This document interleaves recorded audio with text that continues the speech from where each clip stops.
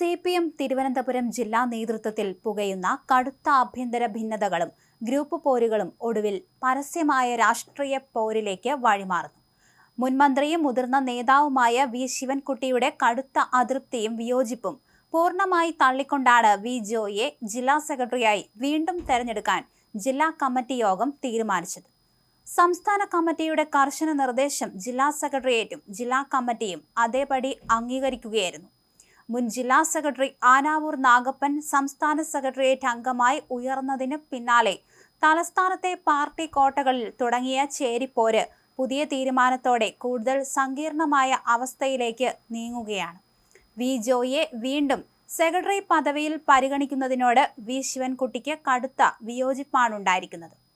തന്റെ ശക്തമായ വിയോജിപ്പ് രേഖപ്പെടുത്തിക്കൊണ്ട് പുതിയ സെക്രട്ടറിയെ തീരുമാനിക്കാൻ ചേർന്ന നിർണായകമായ ജില്ലാ സെക്രട്ടേറിയറ്റ് യോഗത്തിൽ നിന്ന് ശിവൻകുട്ടി വിട്ടുനിൽക്കുകയും ചെയ്തു.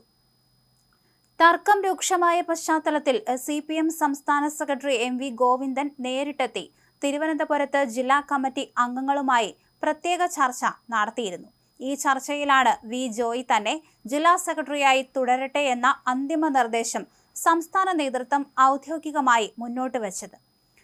നേരത്തെ നിയമസഭാ തെരഞ്ഞെടുപ്പിൽ വർക്കല മണ്ഡലത്തിൽ നിന്നും വീണ്ടും ജനവിധി തേടിയ സാഹചര്യത്തിലായിരുന്നു വി ജോയി ജില്ലാ സെക്രട്ടറി സ്ഥാനത്തു നിന്നും താൽക്കാലികമായി മാറി നിന്നിരുന്നത്. പകരം താൽക്കാലിക ചുമതല പാർട്ടി നൽകിയത് യുവ നേതാവും രാജ്യസഭാ MPയുമായ AA റഹീമിനായിരുന്നു. ആനാവൂർ നാഗപ്പൻ മാറിയ സമയത്ത് യുവ നേതാവായ സുനിൽ കുമാറിനെ ജില്ലാ സെക്രട്ടറി ആക്കാൻ താൽപര്യപ്പെട്ടിരുന്നുവെങ്കിലും വി ശിവൻകുട്ടിയും കടകംപള്ളി സുരേന്ദ്രനും ഉൾപ്പെടുന്ന മുതിർന്ന അച്ചുതണ്ട് അന്ന് തന്നെ അതിനെ ശക്തമായി എതിർത്തു. അന്ന് യുവത്വത്തിന് പ്രാധാന്യം നൽകണമെന്ന പാർട്ടിയുടെ പൊതുലൈനെ അട്ടിമറിച്ചുകൊണ്ട് വി ജോയിയെ ഒന്നിച്ച് ഉയർത്തി കാണിച്ചവർ തന്നെ ഇന്ന് അദ്ദേഹത്തിനെതിരെ തിരിഞ്ഞു എന്നത് രാഷ്ട്രീയ വൈരുദ്ധ്യമാണ്. അന്ന് വി ശിവൻകുട്ടിയുടെയും കടകംപള്ളിയുടെയും പൂർണ്ണ പിന്തുണയോടെയാണ് വർക്കല MLA ആയിരുന്ന ജോയി ജില്ലാ സെക്രട്ടറി പദത്തിലേക്ക് എത്തിയത്. അക്കാലത്തൊന്നും വി ശിവൻകുട്ടിക്ക് പാർട്ടിയുടെ ഇരട്ട പദവി വിലക്ക് ഒരു പ്രശ്നമായി തോന്നിയിരുന്നില്ല. തുടർന്ന് നടന്ന ലോക്സഭാ തെരഞ്ഞെടുപ്പിൽ ആറ്റിങ്ങൽ മണ്ഡലത്തിൽ ജോയിയെ പാർട്ടി സ്ഥാനാർത്ഥിയാക്കിയപ്പോഴും താൽക്കാലികമായി മാത്രമേ അദ്ദേഹം സെക്രട്ടറി സ്ഥാനം ഒഴിഞ്ഞിരുന്നുള്ളൂ.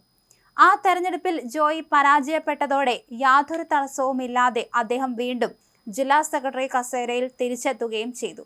അന്ന് മന്ത്രി പദവിയിലിരുന്ന വി ശിവൻകുട്ടിയോ മറ്റ് പ്രമുഖ നേതാക്കളോ വി ജോയിയുടെ ഈ ഇരട്ട പദവിക്കെതിരെ ഒരു വാക്കുപോലും ഉച്ചരിക്കാൻ തയ്യാറായിരുന്നില്ല എന്നത് സൗകര്യപൂർവമായ രാഷ്ട്രീയ ഒത്തുതീർപ്പുകളുടെ തെളിവായിരുന്നു.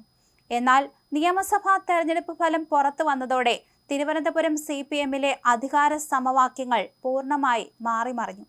തലസ്ഥാന ജില്ലയിൽ CPMന്റെ 4 പ്രമുഖ സംസ്ഥാന സമിതി അംഗങ്ങളാണ് ജനവിധി തേടിയിരുന്നത്. Kadakampally Surendran, V Sivankutty, DK Murali, V Joy എന്നിവരായിരുന്നു ആ 4 പേർ. എന്നാൽ തെരഞ്ഞെടുപ്പ് ഫലം പുറത്തു വന്നപ്പോൾ അപ്രതീക്ഷിതമായി വി ജോയ് മാത്രം നിയമസഭയിലേക്ക് ജയിച്ചു കയറുകയും മറ്റ് 3 മുതിർന്ന നേതാക്കളും ദയനീയമായി പരാജയപ്പെടുകയും ചെയ്തു. നേമത്ത് വി ശിവൻകുട്ടിയും മറ്റ് മണ്ഡലങ്ങളിൽ കടകംപള്ളിയും DK മുരളിയും തോറ്റതോടെ പാർട്ടിയിലെ ഇവരുടെ പരമാധികാരത്തിന് വലിയ കോട്ടമാണ് സംഭവിച്ചത്. തെരഞ്ഞെടുപ്പിൽ ഒന്നിച്ചു തോറ്റതോടെ അതുവരെ പല തട്ടുകളിലായിരുന്ന മുതിർന്ന നേതാക്കൾ വി ജോയിക്കെതിരെ ഒന്നിച്ച് കൈകോർക്കുന്ന കാഴ്ചയ്ക്കാണ് പിന്നീട് തലസ്ഥാനം സാക്ഷ്യം വഹിച്ചത്.